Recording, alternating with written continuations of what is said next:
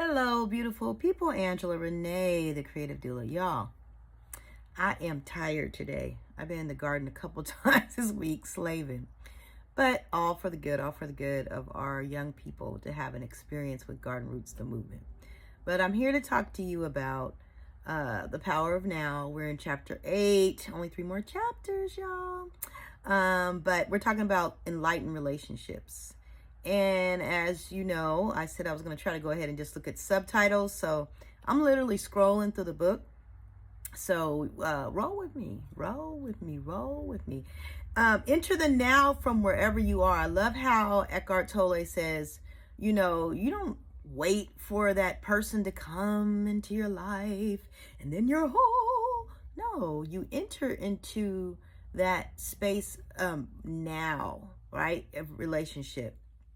And he says most people pursue physical pleasure or various forms of psychological gratification because they believe those things will make them happy and or free, not because you genuinely have connected with someone who hey, you guys just vibe, and it's like there's something more with both of us, and let's grow together, right? Most people are doing it because they believe that's going to make them happier. Oh, I need to get in a relationship because I need to have children. Oh, I need to be in a relationship because I have these children I got to raise and I need to raise them with somebody. Whatever the reasons why people feel like they need to be in relationships, it's usually not coming from a healthy standpoint. Usually an egoic standpoint where it's their mind, what they think, and not because they feel, right, that this is the person, and both of them are coming from a higher level of consciousness. So because of that, we end up in all types of situations and circumstances, and we have these love-hate relationships, right? And for a moment, everything's good and wonderful, but then as soon as another person's behavior is not serving that person, right, it's not meeting that picture that they had, then it's all bad. And we're talking to each other crazy. We're, when it's the love side of the relationship, it's all good. But when it's the negative side of the relationship, it's all bad. And again, that's more of that 3D level stuff. But if you enter into it for the wrong reason, most likely your relationship is not healthy, right? Addiction and the search for wholeness. And that's kind of what we're talking about. The people are addicted to these relationships because they think it's going to make them whole. They're not coming in whole. You guys know that. Enough of you have been out there and dealt with these relationships. They're not coming in whole. They're looking for that person to complete them. Well, I'm so glad to be at a point in my life where I'm complete. I'm whole. I don't need anybody to complete me. So whenever I enter into a relationship, it's just going to be because we both are like, hey, we want to do this together. We want to journey together for a while, and let's do this. And that's how it's going to be. And it's not going to be that I have expectations of that person to be something for me, So I'm actually at this higher level of consciousness, that I find myself in. I'm actually looking forward to the next time I connect when it's time. From addictive to enlightened relationships. Yes, he talks about, someone said, can we change an addictive relationship into a true one? And he says, yes, you can. But it's two people that are on their journey to higher levels of consciousness that make a decision and a choice to, right? And when they run into challenges and they bring it to the other's attention, the person is not taking it personally. It's more like, thank you for making me aware of my behavior, and I'll work on that. But, you have to both be there. I love how he said, though, when you're in a relationship, when you're enlightened, right, there's no way you're going to be in a relationship with someone who is not enlightened. That person will run from you because they don't want to change and they don't want to grow. And that's just the way it is. But that's good for you if you've grown to that level of higher level of consciousness and you're enlightened, and the people around you, period, not even just your intimate relationships, but they're around you. They cannot be around you and be in your close circle if they themselves are not willing to journey to become enlightened or are not enlightened. So you don't have to worry. It's like literally the Most High does all the work when you get into the presence, when you are being, when you are whole. I love that. So, oh, I like this. I want to share this. It says, love is a state of being. Your love is not outside. It is deep within you. You can never lose it, and it cannot leave you. That's why I'm whole and complete, my darlings. I am love. Love is me, because I am. Oh, I have a love affair with love. On so many levels. That's a deep, deep one. I could write a real poem right now about that. All right, beautiful people. Yes, so the relationships as spiritual practice. I like how he said this. So you could actually, and this is how my next relationship will be. We will come in, we'll both be at a higher level of consciousness, because I can't do anything less. And we will work at continuing to elevate, and we will have a relationship that is a spiritual practice. We will have an agreement to help each other be our best selves. And if one of us is, try to go back into a 3D level of consciousness, we will lovingly help each other raise our consciousness, because nobody's perfect, and you will have those moments, but it shouldn't be a moment where you're tearing each other down, or a moment where you get to be in judgment, but it should be a loving moment, right? And you should go deeper. And those are the relationships that I have with my children and the people that are in my tight circle. It's like that, because nobody's perfect, but we're all working to make each other better. And it's all love, you guys. It really is. It's beautiful.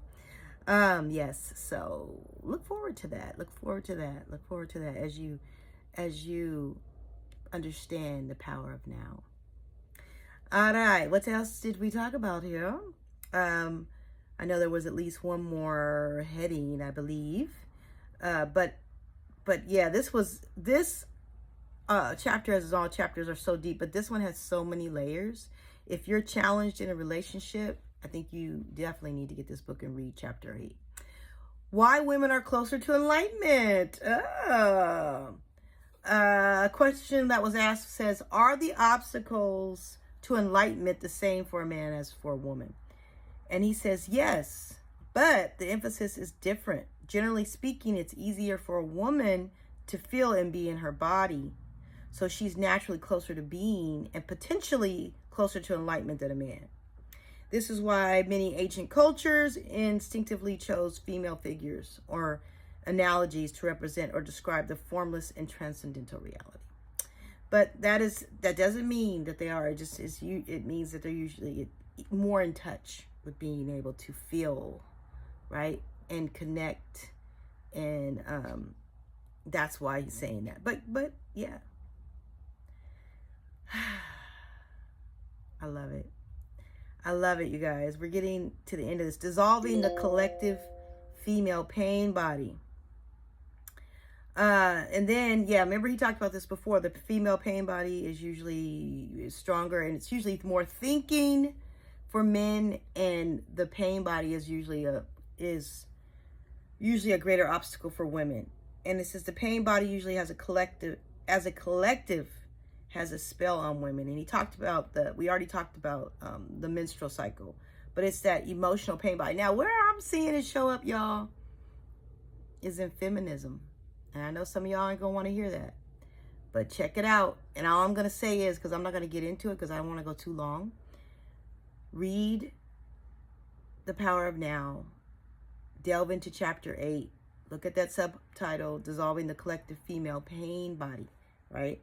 But the collective pain body for a lot of different groups of people needs to be explored, because we can't stay in it, you guys. We can't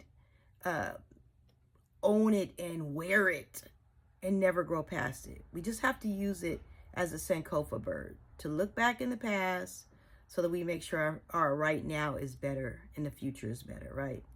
That's it. Alrighty. I'm liking this because y'all don't know. It has been a week. It has been a real week, but I've been obedient. I'm going to continue to do this and share it because I'm just trying to spark y'all to read like I spark my students and I spark my clients. Give up the relationship with yourself. Question was, when one is fully conscious, would one still have a need for a relationship? Would a man still feel drawn to a woman? Would a woman still feel incomplete without a man? And he said, enlightened or not, you are either a man or a woman. So on the level of your form, identity, you are not complete, right? We're not complete in this body. So it says you are one half of the whole. This incompleteness is felt as a male-female attraction, the pull toward the opposite, energy polarity, no matter how conscious you are, okay? But the state of interconnectedness you feel this pull somewhere on the surface or periphery of your life. Anything that happens to you in that state feels somewhat like that. The whole world seems like waves or ripples on the surface of a vast and deep ocean. You are that ocean. And of course, you are also a ripple, but a ripple that has realized its true identity as the ocean. And compared to that vastness and depth, the world of waves and ripples is not all that important. So you understand yourself as a part of a whole, and yet you understand that you are part. I'm feeling a Zen moment. I'm feeling a Zen moment, y'all. All right, and that was chapter 8. When you are enlightened, there is one relationship that you no longer have. I think we talked about this before. The relationship with yourself. Once you've given that up, all your other relationships will be love relationships. I love that. I love that. I'm going to read it one more time for you guys. When you are enlightened, there is one relationship that you no longer have. The relationship with yourself.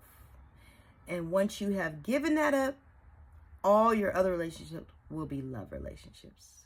That's it. That's it, y'all. Ain't no mas. Peace and love and light. Angela Renee, the creative doula.